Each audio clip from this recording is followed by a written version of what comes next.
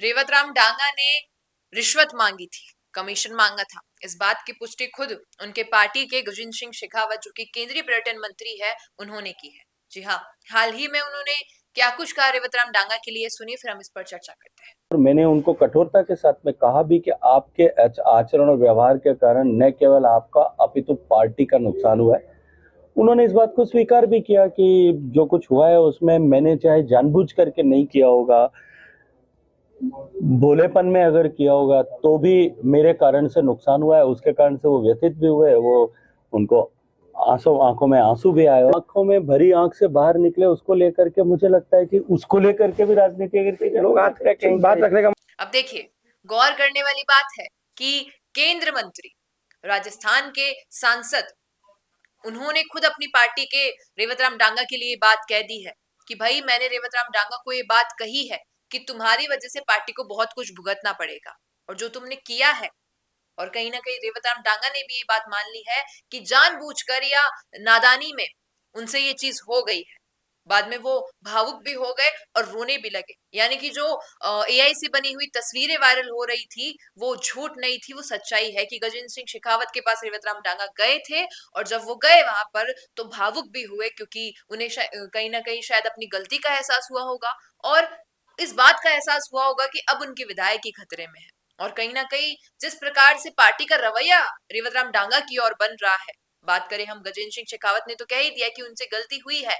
मदन राठौड़ ने भी कह दिया कि भाई हम इनके जवाब से संतुष्ट नहीं है। अब हालांकि 6 जनवरी को होगा जो होगा, जैसे भी इनकी मीटिंग रहती है और जो कमेटी डिसाइड करती है, लेकिन उससे पहले अगर इस बात पे गौर कर लिया जाए कि कहीं ना कहीं इनके नेताओं ने भी ये बात मान ली है कि भाई इस व्यक्ति से जो भी गलती हुई है उससे पार्टी को बहुत कुछ भुगतना पड़ेगा, और उस व्यक्ति ने भी ये बात मान ली है कि नादानी में या जानबूझकर कैसे भी उन्होंने इस मामले में जो ये कमीशन वाली बात है, ये तो सच है बिल्कुल। यानी कि स्टिंग ऑपरेशन जो हुआ है वो बिल्कुल सही तरीके से सही व्यक्ति, मतलब सही एमएलए के साथ हुआ है, और मामला भी सामने आया है जो बिल्कुल सच है। अब सवाल और भी उठ रहे हैं कि क्या हनुमान बेनीवाल और बीजेपी गठबंधन करना चाहते हैं 2028 के विधानसभा चुनाव में, इसलिए अपनी ही विधायक को, जो शायद पार्टी के साथ बैठ नहीं पा रहे हैं, उन्हें बाहर निकाल रहे हैं। क्योंकि देखिए, रेवतराम डांगा से दुश्मनी हनुमान बेनीवाल को भी है, क्योंकि उनकी पार्टी से छोड़ के बीजेपी में आए, और कहीं ना कहीं बीजेपी को शायद वो उनकी विधायक की रास नहीं आ रही है, या फिर उन्हें गठबंधन करना है हनुमान बेनीवाल के साथ, इसलिए ये सब हो रहा है। अब देखिए, कुछ भी हो सकता है, क्योंकि राजनीति है, दोस्ती दुश्मनी के समीकरण बनते रहते हैं, बदलते रहते हैं। हो सकता है ये केवल एक जो बात चल रही है राजनीति में उसके बारे में हम कह रहे हैं, पुष्टि इस बात की कोई नहीं है कि क्या वाकई गठबंधन के लिए किया जा रहा है। लेकिन जो बातें सामने आई है कि शेखावत ने कह दिया है कि हाँ भाई, ये कमीशन वाला काम तो हुआ था, अब चाहे जानबूझकर हो, नादानी में हो, या कैसे भी हो। और रेवतराम डांगा की अब विधायक खतरे में भी है, क्योंकि हो सकता है इस्तीफा मांग लिया जाए 6 जनवरी को, जब अगर पार्टी के लोग इनसे, कमेटी के लोग संतुष्ट ना हो इनकी बातों से, क्योंकि अभी तक तो संतुष्ट दिखाई नहीं दे रहे हैं। बात करें हम चाहे अध्यक्ष की कमेटी के कैलाश वर्मा की, उन्होंने भी कह दिया कि भाई कुछ समझ नहीं पड़ रहा है क्या हो रहा है यहाँ पर। और मदन राठौड़ जो कि प्रदेशाध्यक्ष हैं, उनका भी कहना है कि हम संतुष्ट नहीं है। शेखावत ने तो ऑन कैमरा कह ही दिया है कि बिल्कुल एक्सेप्ट कर लिया है डांगा ने भी।